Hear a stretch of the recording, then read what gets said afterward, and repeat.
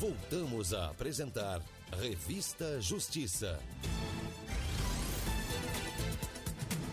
Estamos de volta com o Revista Justiça aqui pela Rádio Justiça em 104,7 FM. Em Brasília, 8h30. Revista Justiça. Debate. No debate de hoje, vamos falar sobre eleições municipais. Ao todo, em 51 municípios, eleitores voltarão às urnas agora, já no dia 27 de outubro. São, ao todo, 15 capitais que terão segundo turno na disputa pelo cargo de prefeito. Para fazer um balanço desse primeiro turno e sobre o segundo turno das eleições, estamos recebendo aqui nos estúdios da Rádio Justiça o mestre, o cientista político, mestre em psicologia política, comportamento político e especialista em relações governamentais, doutor André Rosa. Um bom dia, seja muito bem-vindo à Rádio Justiça. Obrigado por nos atender. Eu que agradeço, é um prazer enorme estar aqui novamente. Os agradecimentos também pela presença e a participação da advogada especialista em direito eleitoral, doutora Evelyn Mello. Um bom dia, muito obrigado pela presença e a participação. Bom dia, obrigada mais uma vez pelo convite. Bom dia a todos que nos ouvem. Também presente aqui nos estúdios da Rádio Justiça, o advogado especialista em direito eleitoral, doutor Miguel Novaes. Obrigado pela participação e a presença. Um bom dia. Bom dia, Arthur. Bom dia, André. Bom dia, Evelyn. Bom dia, ouvinte. Eu agradeço o convite. Vamos começar pelo doutor André Rosa fazendo um balanço do primeiro turno. Parece que ocorreu só a eleição na capital paulista, né? Parece que foi o foco de tudo, né? Mas num contexto em geral, que análise o senhor faz a respeito dessas eleições no primeiro turno? Bom, o que a gente percebeu no primeiro turno é que a centro-direita, de uma maneira geral, ela fez o dever de casa. Ou seja, a gente tem aqui em Brasília um Congresso Nacional completamente esvaziado em razão das eleições municipais e o resultado nas urnas foi muito positivo, tanto para um grupo que pode retornar ao poder, um grupo mais de viés de centro-direita, né, tanto na figura do Bolsonaro, caso volte a ser elegível, tanto na figura do Tarcísio ou do próprio Pablo Marçal. Então eu vejo que a centro-direita, ela realmente teve um saldo muito positivo nesse primeiro turno. Agora, como o senhor bem mencionou, as eleições de São Paulo tiveram um holofote muito grande e eu não destaco isso em relação ao Nunes, tampouco ao Boulos, mas há um personagem muito famoso no Brasil que se tornou ainda mais famoso, que é o Pablo Marçal, né, o ex-coach, e que realmente trouxe ali a tal da memificação para a política brasileira, que é algo que tem atraído muito a geração Z, né, para a política. Ou seja, geração Z a geração Z são eleitores mais jovens que nasceram na década de 90 à frente, né? 2000, né, na realidade, e que hoje já estão ali aptos a votar, né? Então, assim, é uma forma de você conseguir deixar a política um pouco mais divertida e conseguir atrair esses eleitores. Mas agora é interessante a gente frisar que isso tudo tem uma estratégia. Se a gente perceber de 2020 para 2024, foram mais de 78% de aumento de título de eleitores desses eleitores jovens, né? Que desde 2022 o próprio Supremo Tribunal Federal, o TSE, tem feito um incentivo muito grande para que esse público jovem tire o título de eleitor. E a campanha do Marçal, percebendo isso, o que ele fez? Focou nesse público. Então, esse público, inclusive, eu até considero que foi um divisor de águas nas próximas eleições de 2022, que foi muito apertada e foi preponderante. Então, a campanha do Marçal, vendo isso, utilizou muito da tal da memificação, dos vídeos divertidos e realmente tomou os holofotes hoje, ofuscou as eleições. Então, tinha muito meme rolando na internet de que, olha, eu não sei como está a eleição no meu município, mas na de São Paulo eu sei tudo, né? Então, acho que é o balanço que eu faço inicialmente do primeiro turno e deixo para os colegas complementarem. E, novamente, um prazer estar aqui pela quinta ou sexta vez. Doutora Evelyn Mello, eu gostaria de ouvir a avaliação da senhora sobre o primeiro turno. Sim, sem dúvida, a eleição de São Paulo foi a que mais chamou a atenção. Do meu ponto de vista do direito eleitoral, do debate democrático, eu tendo a lamentar que a gente tenha sido chamado a atenção porque o debate ele caiu de nível, né? A gente deixou de apresentar propostas e apresentou justamente essa especularização da política, né? Tanto que o infeliz incidente entre dois candidatos que acabou gerando uma violência física virou meme. E a Justiça Eleitoral ela tem ficado atenta a isso para tentar evitar com que nas próximas eleições isso se repita, porque o objetivo das disputas eleitorais é o debate de ideias, ainda que elas sejam divergentes. No Estado democrático de direito, o que interessa é, ainda que a gente tenha polarizações de ideologias, ela tem que ter, acima de tudo, respeito. Então, São Paulo virou o pivô desse debate do que a gente não quer enfrentar, do que a gente não quer ver numa sociedade. Então, a gente precisa elevar o nível desse diálogo. Então, o que eu acredito que a gente acaba sendo capturada, a nossa atenção acaba sendo capturada pelo que não interessa, e o que interessa, que são as propostas e as melhorias para os nossos, nesse caso, a eleição municipal, para o nosso município, o nosso bairro, acaba ficando em segundo plano. Perfeito. Doutor Miguel Novaes, eu gostaria da análise do senhor a respeito desse primeiro turno das eleições no país. Bom, Arthur, acho que fazendo um pouco de coro aos colegas, também tem essa compreensão que São Paulo dominou muito o debate público. Temos que ter em mente que São Paulo, com mais de 10 milhões de habitantes, apenas a capital do estado, ela representa uma população superior a muitos países, então é natural que toda a dicotomia social que você tem ali nas nações também se reproduza, ainda que talvez em igual ou menor escala, na cidade de São Paulo. A gente tem visto um crescimento, infelizmente, desde 2018, pelo menos, da violência política. E com isso realmente chegamos em 2024 numa campanha que já estava sendo anunciada há tempo, seria uma campanha muito nacionalizada, com os espectros políticos extremados buscando ali, de certa forma, atingir o eleitorado a partir dos seus candidatos e chegamos à conclusão, de fato, de um episódio lamentável e, como dito, esse virar meme foi muito mais do que a brincadeira entre os jovens, mas se tornou algo como absorvido pela cultura pop. Então, no mesmo dia, lojas estavam fazendo promoções se utilizando do tema da cadeirada. No mesmo dia, você tinha promoções de algumas magazines vendendo a cadeira que é utilizada no debate. Então, de toda forma, você teve ali esse episódio lamentável, que foi uma violência política que extravasou diversos limites. A violência política também não foi só naquele ato. Você, de fato, tinha um candidato focado em todos os debates, que essa eleição municipal de São Paulo, de fato, teve um número muito acentuado de eventos como esse, em que tinha-se um candidato que sempre levou os seus adversários ao limite, com acusações falsas, demonstradas diversas vezes, com injúrias, ali também com difamações públicas, o que também pode se configurar crime eleitoral. Esse mesmo candidato chegando ali no último dia, divulgando um documento absolutamente fraudado, claramente tentando desequilibrar o pleito. E levo também em consideração, Arthur, que talvez uma outra grande cidade, por exemplo, no Rio de Janeiro, você tinha uma eleição um pouco mais decidida.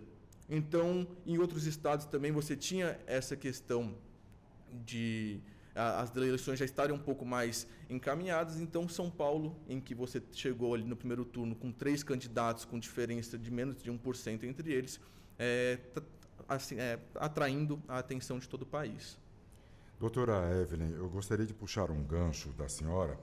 É o seguinte, São Paulo, isso é a parte, São Paulo parece que as eleições municipais sempre nacionalizaram, né? Eles não estão preocupados com aquela questão e sempre olhando para o país. Mas o ponto que eu quero abordar com a senhora, que a senhora falou da questão da proposta. Mas há anos, desde a redemocratização, quando as eleições vinham com Maluf, aquele do Rio de Janeiro, agora que é um gaúcho que foi para o Rio de Janeiro, Brizola. Mário Covas, tinha esse espetáculo também que nós vimos em São Paulo. Daí eu parto para um outro ponto. A culpa é de quem?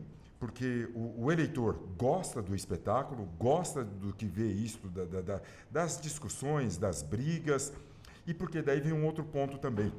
Todos os jornalistas que fazem debates, eles cuidam da vida pessoal do candidato, da vida pregressa dele. Então, como que fica essa situação? É o povo que quer? São os jornalistas que vão por esse lado? E como que é? Eu gostaria de ouvir a senhora e depois o doutor André Rosa e em seguida o doutor Miguel. Exatamente isso. Eu ia começar a minha resposta dizendo que talvez a antropologia, a ciência política explique melhor esse fenômeno. Ou a psicologia. Ou a psicologia ou a psiquiatria. Daí é mais grave, né? Do ponto de vista do direito eleitoral, especialmente, o que a gente acaba observando é que, ao fim e ao cabo, o resultado eleitoral ele reflete o cidadão. Ninguém eleito é diferente do resultado do voto. Então, por mais que em campanhas passadas tivesse sido aventado qualquer possibilidade de fraude às urnas,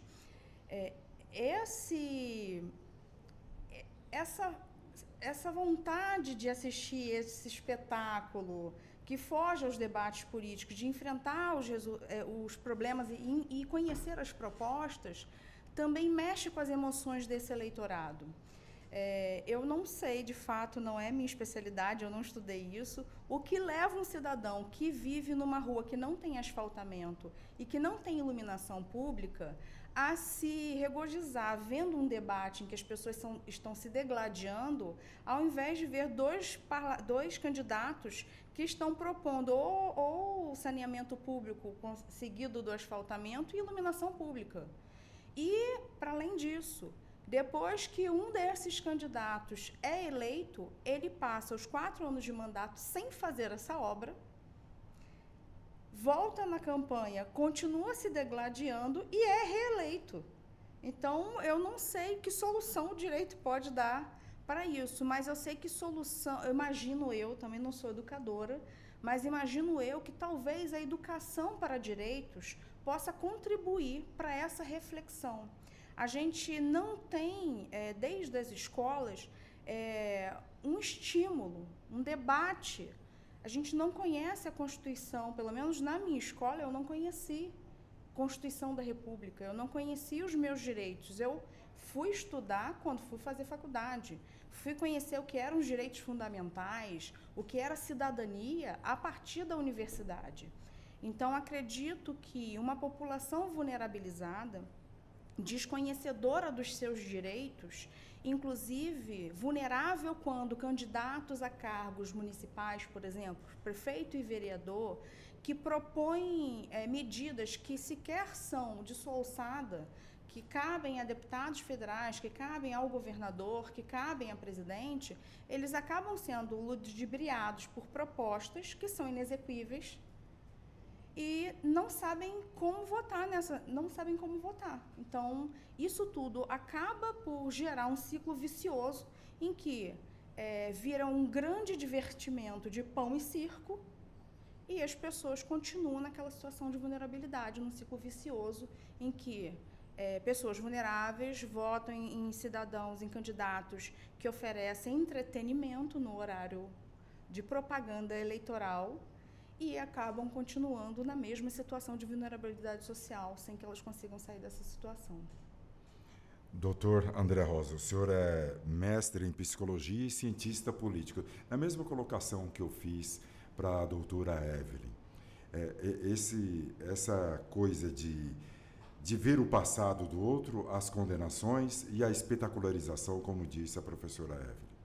Não, ela disse muito bem, só que na realidade o que a gente precisa entender é que o eleitor, de fato, ele não decide o seu voto através de programas de governo. Isso daí, tanto que se eu perguntar para todos vocês aqui, citar 3 propostas do candidato que vocês votaram, provavelmente vai lembrar de 2. E por que eu digo isso? Na realidade, nós decidimos o nosso voto de fato na adolescência. Por quê? Nós, como eleitores, nós temos um sistema de crenças estruturado onde, ao longo do nosso contexto sócio-histórico de vivência, seja a escola, a família, a igreja, os centros religiosos, tudo isso vai formar uma série de valores e crenças no eleitor que vai reverberar num viés ideológico, numa aproximação com o viés ideológico, certo? Então, quando surge candidatos de direita ou de esquerda, o eleitor ele já está decidido. Então, não vai ser aquele debate de propostas que vai fazer ele mudar de opinião. Agora, eu não estou dizendo que isso é o tipo ideal. Eu acho sim que as pessoas elas devem comparar os planos de governo e decidir aquilo que mais é interessante para si. Mas a realidade é outra. A realidade é que o eleitor, ele vota ideologicamente também, isso de forma inconsciente, né? A gente até chama isso como uma heurística, um atalho informacional. O que é o atalho informacional? Às vezes o eleitor ele não tem tanto conhecimento ali sobre o que está acontecendo nas eleições, ele não sabe como pesquisar um plano de governo, porque a gente está falando aqui, nós estamos aqui num círculo de doutores, né? No meu caso eu não sou doutor, sou mestre, mas a grande maioria, que é o eleitor médio, ele não tem um conhecimento político muito sofisticado, que a gente chama de sofisticação política. Sofisticação política, no mundo inteiro, ela é muito baixa, com uma variância um pouco maior na Alemanha, né? Então, assim, quando o candidato começa a falar, eu vou dar um exemplo aqui muito legal das eleições de 2018, onde o Alckmin ele tinha uma campanha milionária. E ele ficou falando de reforma tributária de IVA. Meu Deus do céu, o que é IVA? Então, assim, o eleitor médio ele não vai entender essas propostas. Por que eu vou votar num que está falando de IVA? Por que eu vou votar no outro que está falando de picanha? Olha lá, aí a gente falou de espetacularização da política. O papo da picanha, o papo da cerveja também foi uma espetacularização, só que de uma forma muito menos sutil, né? E o que isso quer dizer? Que o eleitor, ele realmente ele precisa... Como que a gente pode melhorar isso? Aí a doutora falou muito bem que, olha, a gente resolve isso tendo uma educação cívica nas escolas, tendo uma educação política, e aí o eleitor ele vai se sofisticar e votar de uma forma muito mais responsável. Mas hoje não é isso que acontece, né? O eleitor ele vai utilizar alguns atalhos informacionais, por exemplo, um eleitor que não tem escolarização nenhuma, ele não frequentou o segundo ensino médio, não frequentou o ensino fundamental, mas ele tem valores religiosos lá de que é contra o aborto, de que o casamento é algo sagrado. Então, esse eleitor ele já vem com viés ideológico de direita, mas sem saber que ele é de direita. Mas quando o candidato ele exprime alguns valores, ele consegue se identificar, não pela proposta, mas pelos valores. É engraçado que eu toquei uma pesquisa com meus alunos na Igreja Universal, né, ali na saída da Igreja Universal. E o que a gente percebeu? Que a grande maioria, quase 90% dos eleitores evangélicos, que constituem 30% do eleitorado brasileiro, olha só isso que interessante, eles votam por valores religiosos, O que isso quer dizer? Eles não falaram de propostas, mas eles querem uma pessoa... Aí nós falamos aqui de vida pregressa, né? A reputação desse candidato. Então, para o eleitor evangélico, a reputação desse candidato ela é muito mais importante que as próprias propostas. A gente pega 2018, o que o Bolsonaro falava de propostas? Posto Ipiranga, Paulo Guedes. Ou seja, mas ele fazia questão de dizer que ele era um homem honesto, que era contra a ideologia de gênero, que na universidade esse termo não existe, que era contra o aborto, né? E, ou seja, esse eleitor não escolarizado, ele se identifica com esse discurso. Ele não precisa ter feito o ensino médio, ele não precisa saber nada disso. E, agora, eu achei muito interessante que nosso amigo comentou também aqui anteriormente, a doutora, que a cadeirada, né, que entrou no leilão da cadeira do Datena, gente, realmente algo muito... Você fazer chacota, brincadeira contra esse tipo de situação, realmente demonstra que nós somos uma democracia muito nova, nós temos uma democracia de 40 anos, né? A gente não consegue se comparar, por exemplo, com uma democracia com toda a crítica que possa ter, por exemplo, os Estados Unidos, Canadá, que são democracias consolidadíssimas, não é? Com todos os problemas que elas apresentam. Estou aqui para defender nada dos Estados Unidos, nem de Canadá, nem nada. Estou querendo dizer que nós somos uma democracia muito nova ainda, muito jovem. E traz todos esses percalços, né? A contribuição que eu posso deixar aqui nesse momento, deixo para os nossos colegas, né, complementarem, discutirem, né, e fica aberto. O complemento do senhor Dr. Miguel Novaes. Bom, Arthur, eu acho que, novamente, só concordando com os colegas, mas é importante a gente ter em mente, frente ao que tem dito isso, que a percepção que se tem no mundo político em geral é que a comunicação política mudou. Então, de fato, como o doutor André falou sobre a questão do Alckmin em 2018, era o candidato à época com o maior tempo de TV e que se apostava muito nessas coligações grandes, com partidos representativos, pelo menos na Câmara dos Deputados, para se fazer um bom tempo de televisão. E o próprio 2018 demonstrou que o candidato Bolsonaro à época, que, salvo engano, tinha 15 segundos de televisão, 8 segundos, foi para o segundo turno. Dessa vez também, em São Paulo, você teve uma alteração da comunicação política, colocando isso muito para as redes sociais, basicamente em absoluto. Hoje você tem dados e pesquisas que dizem que a população se informa pelas redes sociais, e quando são bombardeadas por montagens, mensagens curtas de 10, 15 até 30 segundos, frames dos debates, que no final das contas foi o objetivo desses debates, não só na cidade de São Paulo, e sim em todo o Brasil, foram produzir pequenos frames para entrar nas redes sociais dos candidatos. Que são frames? São vídeos curtos, recortes. E uma característica também que surge nessa eleição de 2024 são todos os candidatos redirecionando o seu público para suas redes sociais. Então não faltaram exemplos de, olha, estou subindo agora no meu Instagram, estou subindo agora no meu grupo de Telegram, estou subindo agora no meu Facebook tal documento, tal informação, a prova do que eu estou falando aqui. E a política tradicional ainda está tentando se acoplar a essa nova forma de comunicação, que, infelizmente, são hoje realizadas dentro de plataformas que não têm tanto compromisso com regimes democráticos consolidados. Isso também há diversos estudos, como algoritmos favoritam ou privilegiam os extremos, e com isso você tem um baixíssimo controle, ou uma demora no controle de informações falsas, mentirosas, danosas circuladas dentro dessas plataformas, e com isso você dá espaço, em razão dessa alteração do ciclo comunicacional, a erosões democráticas, a erosões constitucionais, e você conclui, por exemplo, aqui na sede do Supremo Tribunal Federal, o que aconteceu no dia 8 de janeiro de 2023, muito fruto disso. 2024 não deixa de ser uma continuação do que foi 2022. E o que já é geral na política, que foi só um balão de ensaio para o que vai ser em 2026. 2026 vai ser quente também? 2026, muito provavelmente, a gente vai ter uma tentativa de vários candidatos de replicar esse mesmo modelo comunicacional da memetização da política, de você conseguir tornar a política engraçada, tornar a política um pacote de entretenimento e, com isso, esvaziar aquilo que ela tem de mais importante, que é justamente uma ferramenta de alteração da sociedade, de alteração da realidade, para que os problemas reais da comunidade sejam resolvidos. Infelizmente, de fato, como a colega disse, a doutora Evelyn, você teve candidatos a vereador, o candidato eleito mais votado do país, tratando como uma das suas pautas principais questões de banheiros para pessoas transexuais, que claramente não deve ser uma pauta de preocupação da Câmara de Vereadores. Inclusive tem ações aqui no Supremo Tribunal Federal versando sobre essa questão. Então, a preocupação que se tem é que essa forma comunicacional, que de certa forma carrega sim um aspecto complicado para a democracia, para a rigidez da democracia, seja replicada em 2026. Doutor Miguel, vou fazer uma pergunta para o senhor, depois para os demais convidados. O que é este tal de quociente eleitoral? Que a pessoa é bem votada, mas não é eleita. Por que isso acontece?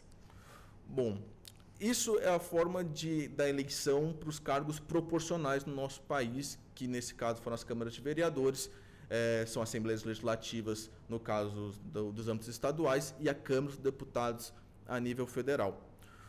A forma de eleição, a forma de cálculo para um candidato que venha a ser efetivamente eleito, tem algumas etapas a serem preenchidas.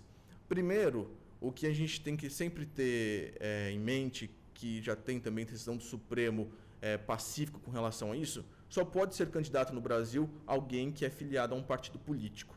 E no final das contas, as eleições proporcionais, elas são resultantes das votações que os partidos têm nas urnas. No caso também existe agora a figura da federação partidária, mas para não complicar muito, vamos pegar só a figura unitária do partido político.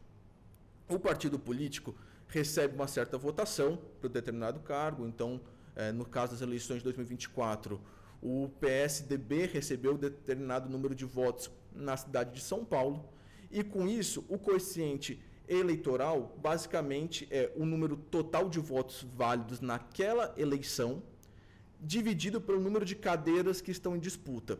Isso significa o quê, Arthur? É você saber quantos votos vale uma cadeira de vereador. Esse é o coeficiente eleitoral. A partir disso, você começa a aplicar as fases de cálculo para saber quem são os eleitos. Então, por exemplo, os partidos que conseguem fazer números absolutos que valham uma cadeira de vereador, ele já tem garantido uma cadeira. Só tem mais uma regra a ser observada, desde que um dos seus candidatos tenha alcançado 10% desse número. Então, você tem ali essa primeira fase de distribuição de vagas, que então você tem o coeficiente eleitoral, é a divisão do número total de votos válidos nas eleições dividido pelo número de cadeiras em disputa. A primeira fase, ela é distribuída pelo coeficiente partidário, é saber quantas cadeiras cada partido conseguiu conquistar com a sua votação total. Depois disso, o coeficiente eleitoral ele é utilizado para as demais fases de distribuição das vagas nas câmaras de representantes. Então, a segunda fase ela vai ser distribuída ali a partir de quem tem maior média com relação a esse mesmo coeficiente eleitoral, mas desde que os partidos tenham alcançado 80% do coeficiente eleitoral e tenham candidatos que tenham alcançado 20% desse coeficiente eleitoral. E, por fim, também por decisão recente do Supremo Tribunal Federal, há uma terceira fase que, caso haja sobras de vagas, aí todos os partidos disputam, independentemente se tenham alcançado essa cláusula de barreira de 80% do coeficiente eleitoral. É um cálculo complicado, mas que a Justiça Eleitoral faz com muita celeridade e muita segurança. Mas o que é importante da sua pergunta é para a gente ter isso em mente. Por que há candidatos que são muito eleitos, são muito votados e não conseguem efetivamente uma cadeira? Porque o partido desse candidato não conseguiu ir tão bem assim nas eleições. Então, às vezes, você tem candidatos muito fortes, partidos nem tão fortes assim. E, no final das contas, uma eleição a vereador, a deputado estadual ou deputado federal é uma eleição coletiva. Todo partido tem que ir bem, ou senão ninguém consegue se eleger. Perfeito. Doutor Miguel Novaes falando. Eu vou para um intervalo comercial, daí eu retomo esse mesmo ponto com a doutora Evelyn e também o doutor André Rosa. Estamos falando sobre as eleições municipais. Nós vamos a um breve intervalo e daqui a pouco a gente retoma esta discussão com os nossos convidados.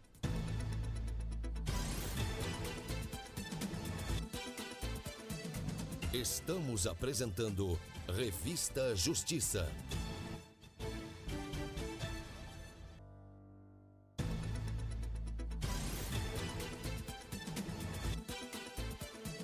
Voltamos a apresentar Revista Justiça. 9h02, estamos de volta com o Revista Justiça, discutindo sobre as eleições municipais. 9h02. Revista Justiça. Debate. Os nossos convidados de hoje são o advogado especialista em Direito Eleitoral, Dr. Miguel Novaes, a advogada especialista em Direito Eleitoral, doutora Evelyn Melo, o cientista político e mestre em Psicologia Política, doutor André Rosa. Eu volto com a doutora Evelyn Melo pegar o mesmo ponto sobre o quociente eleitoral. O mesmo questionamento que eu fiz ao doutor Miguel, mas só que de maneira assim. Então, para o candidato, para o político, não compensa ele estar em um partido pequeno, é isto? Depende do partido também, depende da conjuntura política daquela eleição, né? Porque não necessariamente quem fizer mais votos vai ter direito à cadeira. E isso frustra muitos dos candidatos, porque se o candidato... A gente pode ver isso nessa última eleição. Diversos candidatos, independente do espectro político, de direita ou de esquerda, eles vão olhar a lista dos eleitos, eles tiveram mais votos do que determinados candidatos que foram eleitos. E isso gera a sensação de injustiça para eles. Por quê? Porque, na verdade, é um cálculo matemático feito pelos deputados federais.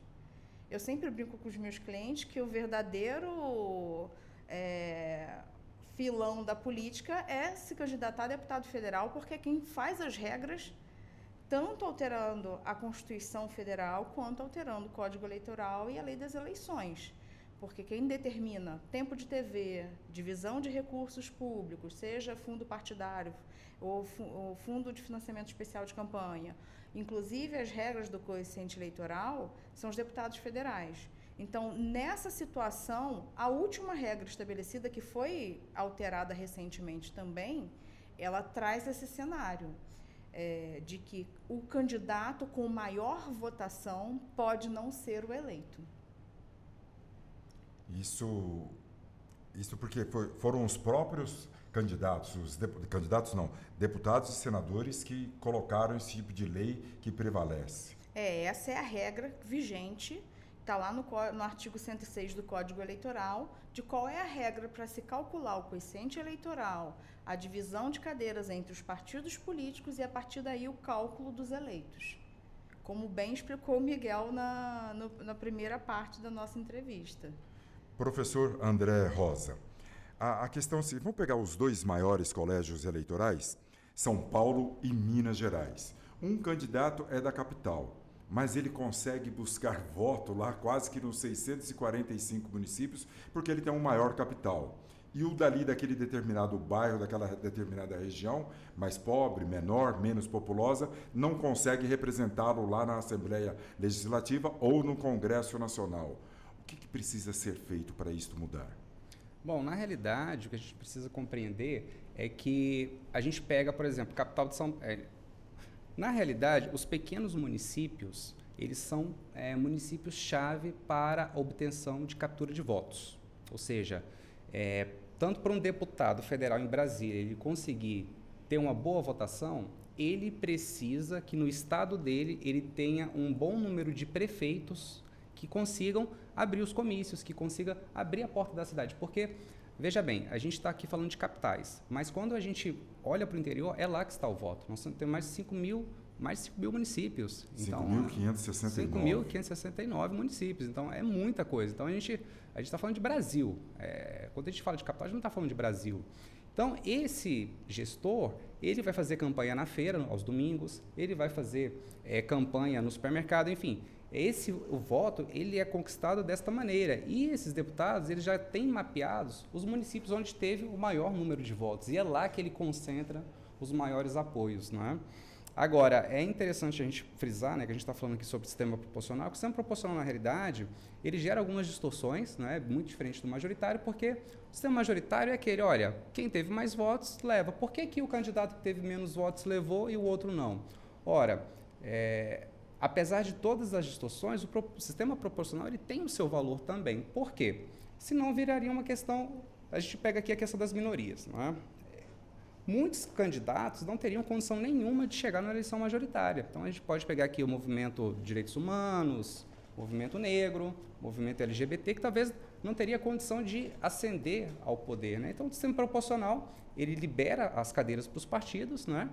E, de certa forma, faz uma forma de você tentar diminuir a desigualdade na política. Senão, a gente vai ter sempre esses grandes caciques eleitos. Não estou dizendo que é o melhor. Eu hoje defendo o sistema distrital misto, né, como uma alternativa, né, para a gente tentar equilibrar um pouco mais. Sou totalmente contra o distritão, né, porque eu acredito que num país do tamanho do Brasil, a gente falar em uma eleição majoritária para o legislativo, acho que geraria muitas assimetrias de representatividade. Então, o sistema proporcional, com todas as falhas que ele apresenta, então, por exemplo, às vezes eu, como candidato, posso não gostar, mas a população que está sendo representada por um candidato que não teria recurso nenhum para ascender ao poder, está se sentindo representado. Então, ele tem, sim, o seu valor. Agora, foi questionado aqui se a professora Evelyn respondeu muito bem, né, sobre justamente se isso é justo, se isso é injusto, se ele vai para um partido maior, se ele vai para um partido menor. Ora, se você vai para um partido político maior, muito provavelmente vai ter caciques políticos, porque, como o professor Miguel bem enfatizou, a vaga ela é do partido, ela não é do candidato, certo? Então, muito provavelmente, esse partido maior vai ter um número maior de caciques. E, às vezes, pode ser mais interessante você partir para um partido menor, de menor expressão, onde você vai ter, talvez, candidatos de menor expressão ali que você consegue ser eleito. Então, Hoje eu até indico, assim, quando a gente pede alguma consultoria, olha, você está indo pela primeira vez, você vai sair por um PSDB, por um PMDB, por um MDB da vida, tá? Começa por um menorzinho um pouco, para você ter um pouco mais de espaço, para, de repente, você até ter um pouco mais de chance de ser eleito, né? Porque justamente gera essas assimetrias. Mas o sistema proporcional, eu não sou todo contra, né? Porque justamente ele tenta equilibrar essa representatividade. Não é o modelo ideal, mas também não é o pior modelo hoje que eu vejo.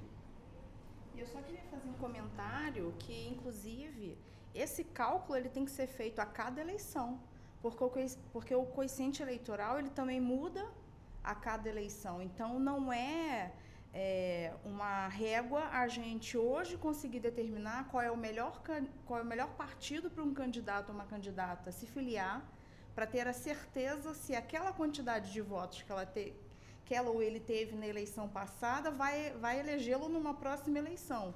O jogo político é um tabuleiro sempre em movimento. Então, a quantidade de votos pode variar, do próprio candidato pode variar de uma eleição para outra, o coeficiente daquele partido pode variar de uma eleição para outra. Na eleição de 2018, a gente viu o crescimento de partidos de um determinado espectro político ascendendo no cenário brasileiro, outros partidos mais tradicionais, consolidados, diminuindo sua representatividade na Câmara dos Deputados, e mesmo assim, esse coeficiente eleitoral mudou bastante. Então, teve partidos que perderam muitas cadeiras dentro do Congresso Nacional, outros que elegeram pessoas que sequer tinham possibilidade e que, se a gente for considerar uma eleição, a primeira eleição de eu não sei se eu vou poder citar ou não partidos, mas para não incorrer em nenhuma gafe, eu sou do Rio de Janeiro, eu acompanhei muito a eleição na Assembleia Legislativa, então eu vi determinados políticos de um espectro sendo eleito numa primeira eleição, mudando a configuração completa da Assembleia Legislativa, teve um boom dessa ascensão. Na eleição seguinte, quando este mesmo partido que conseguiu ascender a várias cadeiras, ele já estava em declínio, esse mesmo coeficiente eleitoral caiu, essas pessoas sequer conseguiram se reeleger. Eu vi na propaganda eleitoral agora, esses não reeleitos para deputado estadual, tentando vereança e também não foram reeleitos. Então, esse cálculo do coeficiente, ele é sempre uma surpresa. Talvez seja a melhor palavra para definir. Eu acho que tem uma questão interessante nisso também, porque sobre essa sua provocação sobre se valeria a pena um partido maior ou menor, eu acho que depende mais dos seus companheiros de chapa, porque a gente não pode ignorar a figura do chamado puxador de voto. Então, a gente teve, salvo engano, na eleição de 2010 ou 2014, o deputado Tiririca, pelo estado de São Paulo, em um partido pequeno, mas por ter feito tantos votos, ele sozinho ocupou três cadeiras do Congresso Nacional. Então, tiveram outros 2 companheiros de chapa que não fizeram uma votação tão expressiva e ainda assim conseguiram ser eleitos. Mas uma coisa é fato, se um candidato, seja vereador, deputado estadual, deputado federal, fizer o número de votos correspondente a uma cadeira, ele está eleito. Isso, o nosso sistema proporcional garante isso. Qual que é, então, esse sentimento de injustiça? É quem chega perto de fazer esse número de uma cadeira e não consegue, porque os seus componentes, seus companheiros de chapa não ajudaram o partido a conseguir esse coeficiente partidário.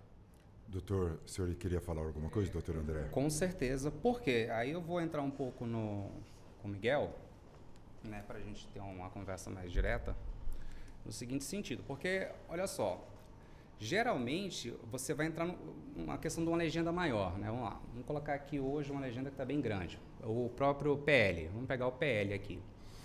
Olha, o PL tem ali, né, ao mesmo tempo que tem os puxadores de voto, também tem grandes caciques que vai ser muito mais difícil você trazer, talvez, um candidato. Quando eu falo de representatividade, sistema proporcional, a nossa Constituição, já que estou falando com advogados aqui, ela é uma Constituição social-democrata, né? Então, o nosso sistema proporcional, ele também faz jus a essa Constituição. Então, quando você entra numa legenda maior, você também, apesar dos puxadores de votos, também tem uma pegadinha que não falaram aqui. Qual é a grande pegadinha? Que também tem muitos candidatos competitivos. E aí a gente vai pegar uma senhora negra do movimento, e provavelmente ela não vai ser eleita por essa puxadinha. Agora, quando a gente fala de grandes puxadores de voto, eu vou citar aqui, achei legal que o doutor Miguel falou sobre 2010, mas eu vou puxar um pouco antes. Vamos lá, no Enéas Carneiro, onde o candidato é maior que o partido. O Enéas Carneiro, ele era candidato à presidência da República em 2002 e o que ele fez? Ele desistiu ali, viu que estava com 1% de votos, e ele fez a maior votação histórica do Congresso Nacional. Né? E o PRONA, gente, o PRONA, que era um partido de extrema-direita, né? A gente fala de extrema-direita hoje com o Bolsonaro, mas a do PRONA fez escola, né? Porque hoje teria uma reverberação muito grande. E era um candidato maior que o partido. A gente pega a eleição do Tiririca, a gente pega, antes do Tiririca, a gente pega do Clodovil, né? Que teve grandes puxadores de votos. São fatos também muito isolados desses grandes puxadores de voto. E aí eu vou até citar que, de repente, um cenário que a gente costuma construir, por exemplo, o Pablo Marçal. O Pablo Marçal ele pode entrar numa disputa para deputado federal só para aumentar o número de deputados de um partido pequeno. Entende? De candidatos que não teriam a menor possibilidade. Qual o candidato que vai para o PRTB disputar um cargo para deputado federal? Agora, se tem um Marçal ali dentro, eu vou te garanto que um monte de gente vai querer ir para esse partido político. Né? Então, são algumas dessas distorções, né, do nosso sistema. Agora, uma coisa que eu acho interessante a gente colocar aqui, Arthur, é que, na realidade, se a gente for parar para pensar, nós não votamos em partidos políticos no Brasil. Então, a gente pode ficar aqui discutindo regra eleitoral o dia inteiro, que não vai mudar nada, porque o eleitor não vota em partido. Então, é como ficar enxugando gelo. Beleza, pode ser distrital misto, pode ser distritão, tanto faz. O eleitor não vota nisso. Então, quando a doutora Evelyn, ela traz essa situação de que, olha, o partido A fez isso, o B fez aquilo, na verdade não é o partido, é o candidato. Nos Estados Unidos se vota em partido. No Brasil não, no Brasil se vota em candidato. E aí, talvez não é discutir essa regra, mas discutir talvez, no âmbito do direito, uma regulamentação disso tudo. Olha, a gente tem não que eu seja contra um pluripartidarismo, eu sou favorável do pluripartidarismo, mas da forma que está, onde os partidos políticos são cartórios eleitorais para maximizar os interesses pessoais e personalistas, aí a gente tem um problema muito grande, porque a gente não está falando de bem comum, a gente está falando de autopromoção. Perfeito. Doutora Evelyn Mello, antes de entrarmos na discussão sobre o segundo turno, que se aproxima, será agora no dia 27, eu gostaria de saber da senhora sobre os candidatos no primeiro turno dessa eleição municipal, se houve vereadores, candidatos prefeitos, desses grupos negros, índios e da comunidade LGBT. Sim, a gente teve um aumento tanto da candidatura. No entanto, um tímido aumento, né, um acréscimo da efetiva eleição desses candidatos. Por exemplo, o censo de 2022 aponta que a nossa população de pessoas pretas a gente tem 55,5% das pessoas que se identificam como pretas e pardas. O TSE identificou neste ano 22.756 candidatos a vereadores que se declararam pardos e 4.052 que se declararam pretos. E a gente teve um aumento de apenas 1,82% de eleitos a mais que na eleição de 2022. Em relação aos candidatos indígenas, por exemplo, a PIB, que é a Articulação dos Povos Indígenas, fez um levantamento que constatou que a gente tem 2.500 pessoas que se declaram indígenas no Brasil. E nesta eleição, a gente teve 332 candidatos a mais que em 2020.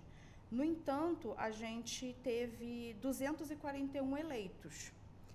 Em relação a 2020, que a gente teve 181 eleitos. A gente tem visto um aumento nessas candidaturas, ainda que a passos curtos, mas a gente ainda precisa de algumas políticas para incentivar esse tipo de candidatura. Para o recorte de orientação de identidade de gênero e orientação sexual, essa foi a primeira vez que o TSE pediu para que no registro de candidatura as pessoas identificassem, né, sua orientação sexual e identidade de gênero. E a gente identificou, a Justiça Eleitoral identificou 967 candidaturas desse grupo. De pessoas trans em todo o país. E especificamente de pessoas trans, que eu gostaria de chamar a atenção, foram eleitas 225 pessoas em 3 prefeituras. Perdão. Eu estou olhando aqui meus dados e eu mesma acabei confundindo, porque eu comecei falando de pessoas trans e pessoas LGBTs. Do total, a gente conseguiu eleger 225 pessoas LGBTQIA+. Dessas 225, 3 foram em prefeituras. E a gente teve, especificamente em pessoas trans, de acordo com a Associação Nacional de Travestis e Transsexuais, a ANTRA, 26 pessoas trans, sendo que na eleição anterior foram 30. Então, a gente teve uma redução de pessoas trans eleitas, no entanto, de pessoas da comunidade LGBTQIA+, a gente teve um aumento desse número. Por que a gente traz esses recortes de pessoas pretas, indígenas e pessoas LGBTQIA+.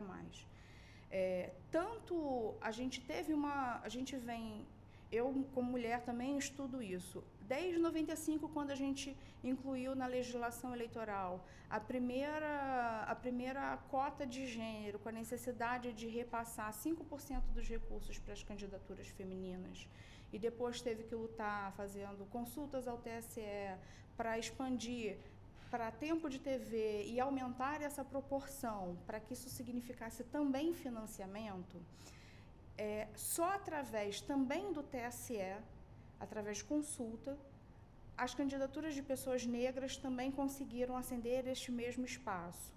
E, recentemente, também através de consulta ao TSE, as candidaturas de pessoas indígenas, da população indígena, também conseguiu ascender esse mesmo espaço, proporção de financiamento e tempo de TV. A gente ainda não tem essa mesma política para uma população LGBTQIA+. Então, por favor, né, lutem e vamos lá conquistar os seus direitos através do TSE, infelizmente, porque o nosso Congresso é bastante conservador e a gente ainda não está conseguindo positivar esses direitos. Então, esses direitos, tanto a proporcionalidade de investimento em tempo de TV e financiamento, eles não estão na legislação para as pessoas negras e pessoas indígenas, para a população indígena. No entanto, a partir dessa resposta positiva de consulta do TSE, no poder regulamentar que a cada eleição o Tribunal Superior Eleitoral edita resoluções para reger aquele determinado pleito, essas regras já foram inseridas. Então, eu rogo para que no próximo pleito, a gente também tenha um espaço para candidaturas LGBTQIA+. Certo. Doutora Evelyn, dentro desse ponto dessa explicação da senhora, assim, como um leigo, até é fácil de entender. O negro não vota em negro, por causa da questão racial também, que existe, que isso aí é uma guerra vencida, que nunca vai mudar, essa questão de racismo contra o negro.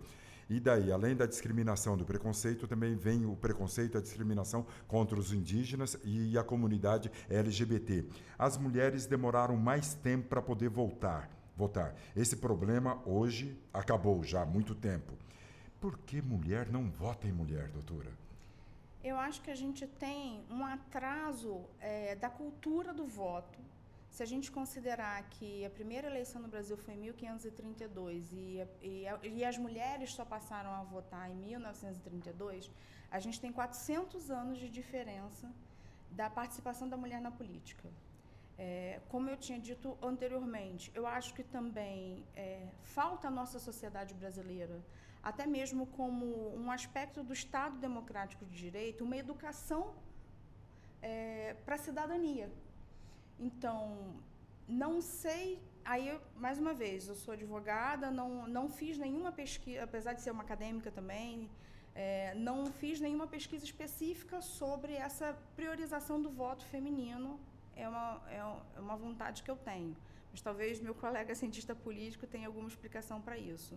Então, eu não posso afirmar que mulher não vota em mulher, mas eu posso afirmar que eu tenho visto cada vez mais, a partir inclusive da obrigação da propaganda partidária, obrigar a ter tempo de promoção das candidaturas femininas e obrigação de ter a criação de secretário de políticas de promoção femininas dentro dos partidos. Então, a gente tem uma obrigação dentro da estrutura partidária desse espaço para as mulheres, inclusive agora também através de consulta, infelizmente não através de lei, paridade de gêneros nas candidaturas dos órgãos partidários, um maior espaço para que as mulheres consigam fazer campanha intrapartidária, para que isso reverbere também na escolha das candidaturas e na propaganda e na campanha política em si, seja pela propaganda partidária que antecede a propaganda eleitoral nos anos anteriores às eleições.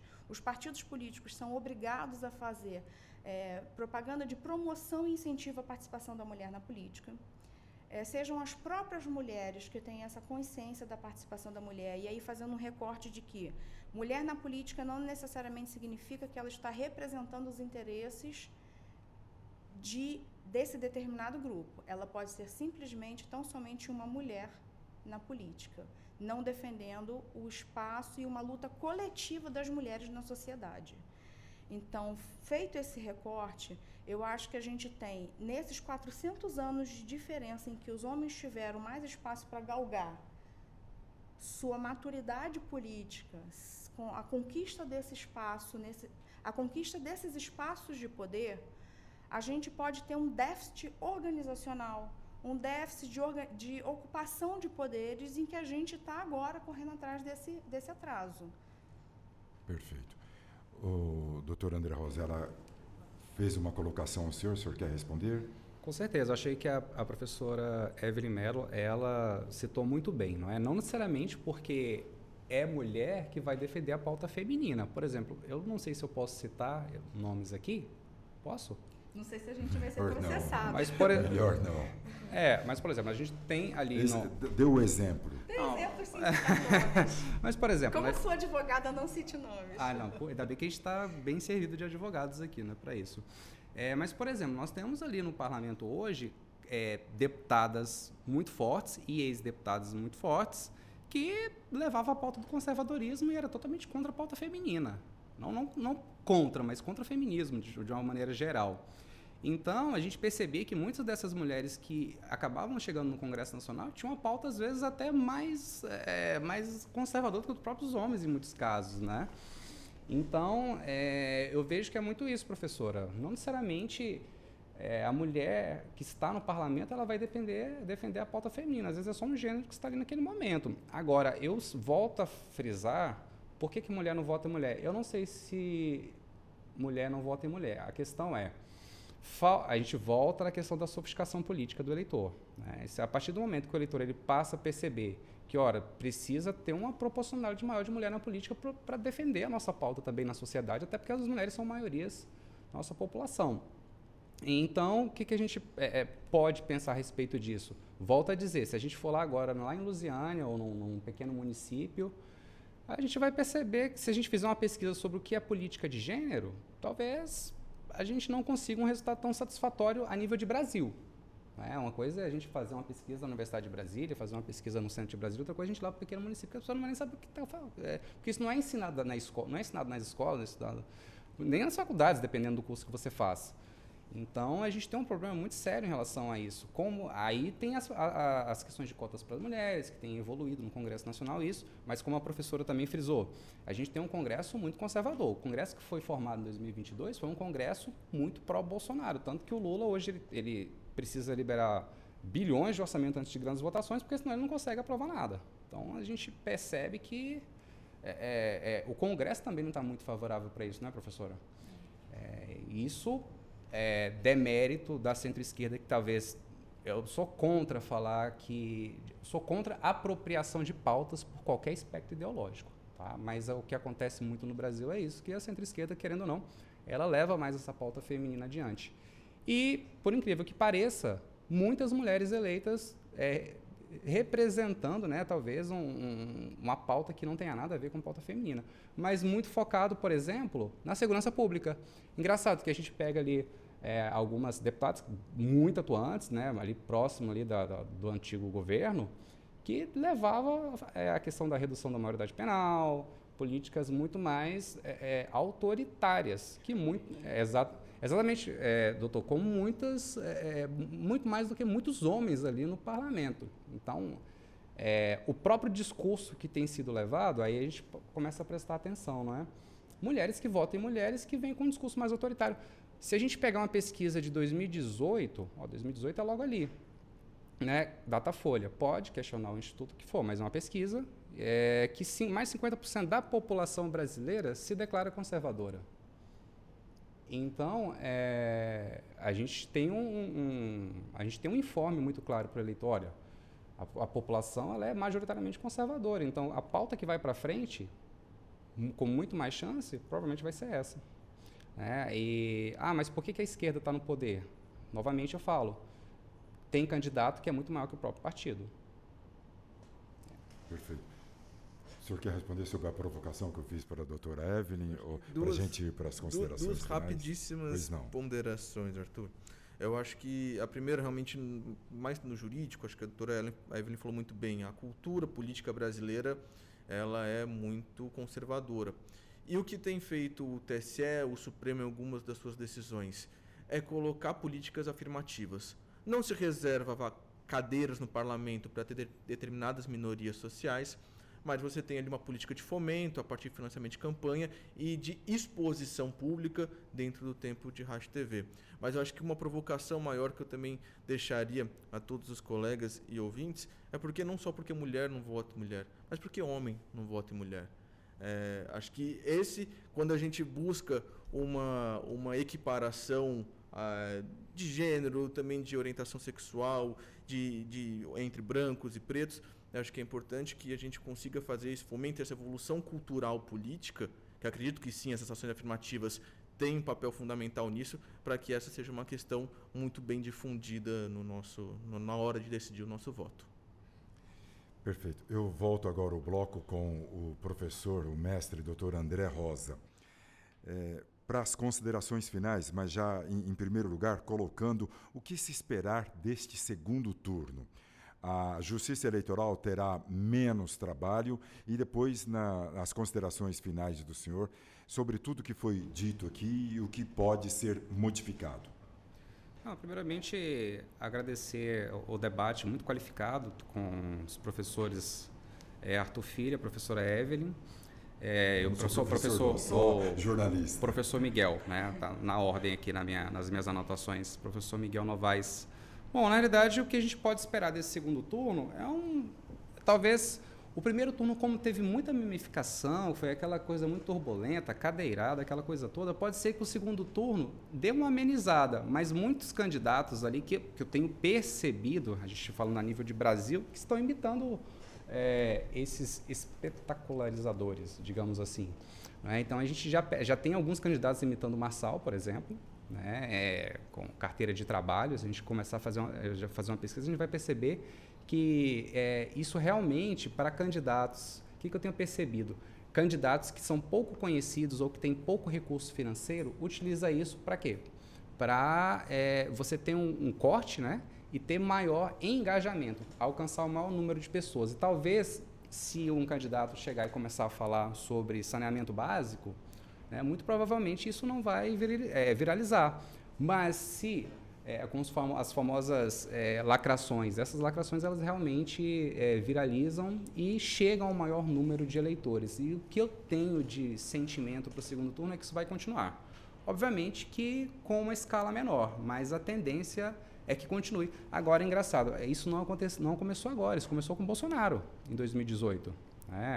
Até antes, a forma como a questão do deboche, não é? A gente às vezes pensa assim, nossa, mas esse cara é debochado. Não, mas é porque a população ela se identifica, isso chama atenção.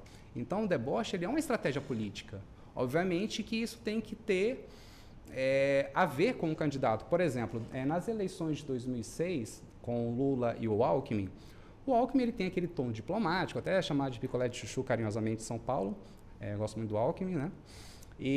Mas no segundo turno ele adotou uma postura totalmente Collor de Mello, perguntando se ele quanto que ele tinha pagado no Aerolula, né? Enfim. Só que isso não tem a ver com a personalidade do candidato, isso não soa como falso. Então, assim, não é qualquer debochado que vai conseguir viralizar nada, porque isso tem que ter a ver com o candidato, que o eleitor ele percebe isso inconscientemente que você está fazendo um teatro. Isso é orgânico. Isso exatamente. E, bom, agradecer novamente, né, ao apresentador Arthur Filho, à professora Evelyn Mello, ao professor Miguel Novaes, e que a gente possa estender esses debates, né, ao longo do ano e a gente possa contribuir com a democratização da informação política. Esta foi a participação do cientista político, mestre em psicologia política e comportamento político e especialista em relações governamentais, doutor André Rosa. Muito obrigado pela presença e a participação do senhor. Eu que agradeço. Falando das eleições do segundo turno, doutora Evelyn, e também as considerações finais de tudo isso que foi dito aí nesse processo eleitoral. Eu espero que nesse segundo turno a gente tenha um pouco mais de maturidade dos candidatos, embora algumas pessoas não me façam crer que isso vai acontecer. Mas, por exemplo, do ponto de vista das emissoras que promovem debates, por exemplo, a gente viu que logo depois do lamentável episódio da cadeira, algumas regras mudaram, né? De permitir que, inclusive, incluir regras de expulsão de candidatos que ultrapassassem o respeito, né? Inclusive violência física. Então, acho que as emissoras ficaram mais atentas, os debates em si vão elevar o nível do diálogo entre os candidatos, e isso é o que eu acho que a gente pode ver nesse segundo turno. A gente tem agora uma igualdade de tempo de propaganda entre os candidatos, então eles invariavelmente vão ter que gastar seu tempo apresentando propostas, não só acusações, porque é muito tempo para você gastar só apresentando acusações, a crítica ácida, ou até mesmo expondo o passado do seu oponente, mas em algum momento também tem que apresentar propostas. Por mais que, como disse já o André, nem sempre o eleitor ele se decide pelo voto pelas propostas, mas pelas emoções que aquele candidato envolve. De toda forma, é isso que a gente espera do processo eleitoral, que as pessoas tenham mais participação cidadã, né? E é isso que a gente vai fazer com que a nossa sociedade seja um pouco mais saudável. E aí rogar para que as 7 candidaturas, né, femininas que estão no segundo turno tenham êxito, mas não porque eu esteja fazendo campanhas para elas, mas para que a gente aumente o número de representatividade feminina. Dessas 7, 2 estão disputando a mesma capital, então são 6 capitais que podem ter eleitas mulheres. E, por fim, a mesma atenção que foi dado para as candidaturas de mulheres, que foi positivado já na legislação, mas que, infelizmente, pessoas negras e pessoas indígenas só alcançaram através de consulta ao TSE, que haja mobilização da população LGBTQIA+, para que também busque essa mesma paridade de direitos perante ao TSE, porque no Congresso a gente não vai ter esse mesmo resultado, porque eu gostaria de ver uma sociedade mais saudável e mais representativa. Muito bem. Esta foi a participação da advogada especialista em direito eleitoral, doutora Evelyn Mello. Doutora, os agradecimentos, muito obrigado pela presença e a participação. Eu é que agradeço sempre o convite, obrigado aos ouvintes e obrigado aos meus debatedores, Miguel e André. Doutor Miguel, eu coloquei para o senhor anteriormente que se teremos um segundo turno quente como foi o primeiro. Eu gostaria de ouvi-lo sobre esse segundo turno agora, que em 15 capitais, né, em 51 cidades, como vai ser, e as considerações finais do senhor sobre tudo que foi dito aqui e também sobre o que precisa ser melhorado no meio político. Perfeito. Bom, primeiramente já agradeço já o convite, Arthur, e toda a Rádio Justiça. A minha percepção, analisando pelo menos essas novas eleições, que eu chamo assim a partir de 2018, onde as redes sociais e esses outsiders políticos tiveram mais presença, é que o segundo turno, infelizmente, é um momento de maior radicalização.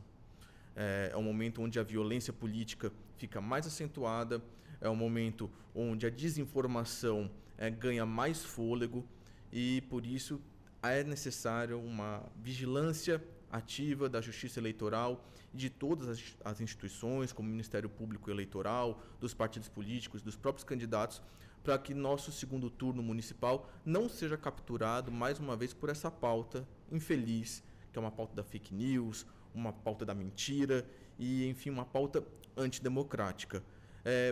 Creio eu que agora, com a definição de 2 candidatos, de fato, apenas o ataque não é suficiente. Os candidatos têm que se expor, têm que expor a sua proposta, têm que expor o seu programa, e com isso que a nossa população possa tomar uma escolha racional. Racional porque daquilo que vai ser melhor para si, com relação aos direitos básicos, que muita responsabilidade recai sobre os municípios, e com isso possamos, todos nós, o Brasil inteiro, fazer as melhores escolhas.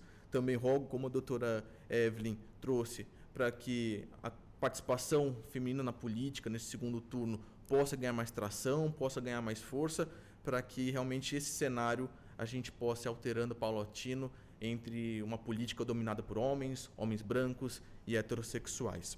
E, de modo geral, creio eu que esse segundo turno vai ser bastante quente, mas espero que em paz e que, de fato, a democracia, a vontade do eleitor seja respeitada ao final. E como consideração final, simplesmente agradecer aqui à Rádio Justiça, agradecer a doutora Evelyn, o professor André Rosa, também você, Arthur, pela condução desse debate, e desejar a todos nós, nesses últimos dias aí de campanha, muito boa sorte. Esta foi a participação do advogado especialista em direito eleitoral, Dr. Miguel Novaes. Muito obrigado pela presença e a participação. Os agradecimentos. Eu que agradeço. E a gente encerra o debate sobre as eleições municipais aqui no Revista Justiça, que vai para o intervalo, e daqui a pouco você vai acompanhar o giro de informações dos tribunais superiores aqui na capital do país. Em instantes.